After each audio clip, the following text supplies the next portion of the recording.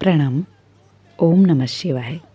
मनुष्य अपनी सीमित बुद्धि क्षमता, सीमित ज्ञान और सुख दुख के मोह पास से ऐसा बंधा होता है कि वह किसी भी परिस्थिति के सकारात्मक पहलू को देख नहीं पाता। जब भी ज्योतिष शास्त्र पर हम बात करते हैं या ज्योतिष शास्त्र के अनुभवों की चर्चा करते हैं, तब यही बातों को हम भारपूर्वक दोहराते हैं कि कुंडली के किसी भी स्थान या किसी भी ग्रह को अशुभ समझना मानव जन्म के सीमित ज्ञान मर्यादा से ही आंकलन करने जैसा है। जैसे हर सिक्के के दो बाजू होते हैं, ठीक उसी तरह कुंडली के त्रिक भाव 6, 8 और 12 स्थान में से अष्टम भाव के नकारात्मक पहलुओं के पीछे भी कई सकारात्मक विषयों के दर्शन होते हैं। अष्टम भाव जो मृत्यु का स्थान है, मृत्यु जो मानव जन्म का एक अटल सत्य है, इसीलिए इस स्थान का महत्व किसी भी तरह से कम नहीं है। अगर मनुष्य अपने जीवन की नश्वरता को समझ लेता है, तब वह अपने जीवन के समय का सही उपयोग सही दिशा में करने हेतु हमेशा कार्यरत रहता है। नवम भुवन जिसे भाग्य का स्थान कहा जाता है, नवम भाव से अष्टम स्थान द्वादश भाव में है, यानी अष्टम भुवन भाग्य की हानि को दर्शाता है। इसीलिए कोई भी ग्रह अष्टम भाव का स्वामी होने पर, अष्टम भुवन में कोई भी ग्रह विराजमान होने पर वह राशि और वह दोनों ही ग्रह को दूषित माना जाता है।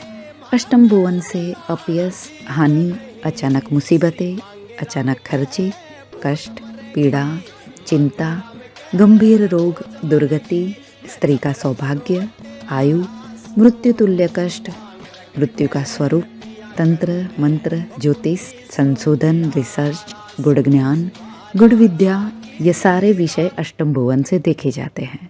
अगर अष्टम भाव के बारे में विचार किया जाए तो अष्टम भाव और अष्टमेश का विचार भी अशुभता को उत्पन्न करता है, लेकिन यह अर्ध सत्य भी है, क्योंकि जब भी किसी भी व्यक्ति की कुंडली में अष्टमेश जिस स्थान से जुड़ जाते हैं, जिस स्थान में विराजमान हो जाते हैं, उस स्थान से जुड़ी हुई किसी भी एक विषय में व्यक्ति को पारंगत बनाते हैं, व्यक्ति की क्षमता कौशल्य को बढ़ा देते हैं।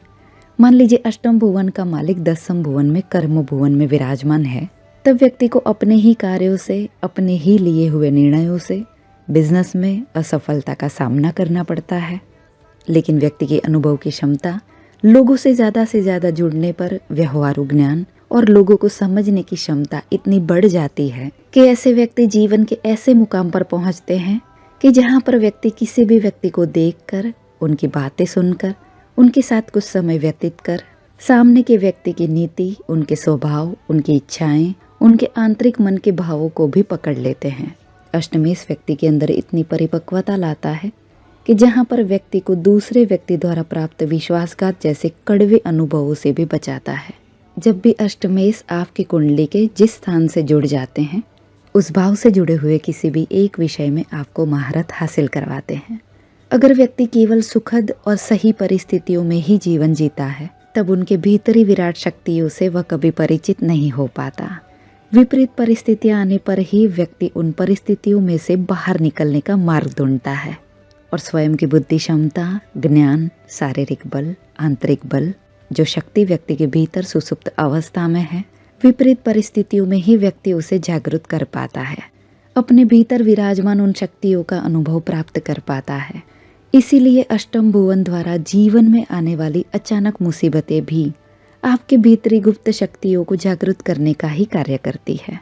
अगर आप अपने जीवन के, स्वयं के जीवन काल को अगर ध्यानपूर्वक देखें, तब आप ये समझ पाते हैं कि आपके जीवन में आने वाली मुसीबतों ने ही आपको पूर्ण क्षमतावान बनाकर सारे कौशलों को प्रदान किया है। कुछ विषयों पर अगर गहराई से चिंतन किया जाए, तब अष्टम भुवन एक वरदान से कम नहीं है, जैसे कि गुप्त विद्या, गुप्त ज्ञान, पारलौकिक विज्ञान, मंत्र, योग, तंत्र, छठी इंद्रिय का जागृत होना, कुंडलिनी का जागरण होना, ये सारे विषयों का ज्ञान प्राप्त करना। अष्टम भुवन, अष्टम स्थान के मालिक के कृपा के बिना इन विषयों में महारत हासिल करना संभव नहीं।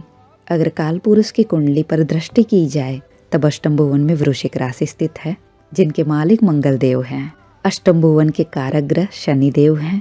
यानी जब भी व्यक्ति अष्टम भुवन द्वारा प्राप्त गुड़ ज्ञान और गुड़ विद्या को प्राप्त करना चाहते हैं, एक योगी और एक खोजी की तरह अपने जीवन को अध्यात्म के उच्च शिखर पर ले जाना चाहते हैं, उनकी कुंडली में मंगल और शनि ग्रह का मजबूत स्थिति में होना, अष्टम स्थान और अष्टमेश के साथ संबंध होना अति आवश्यक हो जाता है।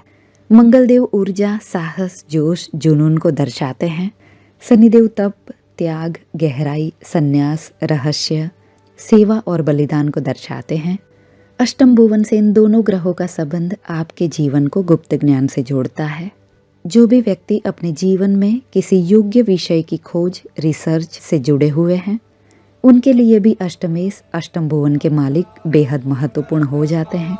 मानव जीवन के लिए उपयोगी और महत्वपूर्ण खोजों का द्वार अष्टम भुवन की सहायता से ही खुलता है। जीवन में आने वाली मुसीबतें आपके ही पूर्व जन्म कर्म का बंधन है, जिसे भोगकर आप इन बंधनों से मुक्त होकर एक नया और बेहतर जीवन जीने हेतु पॉजिटिव सोच और समझ के साथ आगे बढ़ सकते हैं। कलाओं का ज्ञान, योग, मंत्र, रिसर्च, तंत्र, रहस्य, गुण विद्या और ऐसे ही विषयों से जुड़े हुए लोगों के लिए अष्टम भुवन के मालिक का मजबूत स्थिति में होना एक आशीर्वाद है।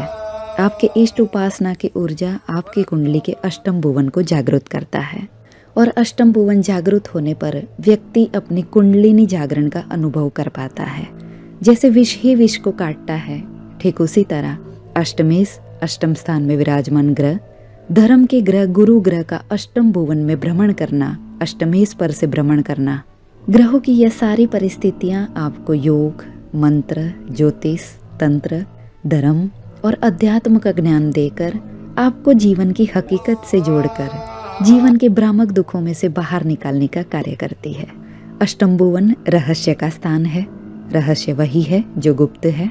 आपके कई जन्म की यात्रा के कई गुप्त पहलू इस स्थान से जुड़े हुए हैं। अष्टमेश और अष्टम भुवन से प्राप्त ज्ञान को स्वकल्याण और जन कल्याण में उपयोग करने की ओर आगे एक कदम जरूर उठाइए। प्रणाम। ओम नमः शिवाय।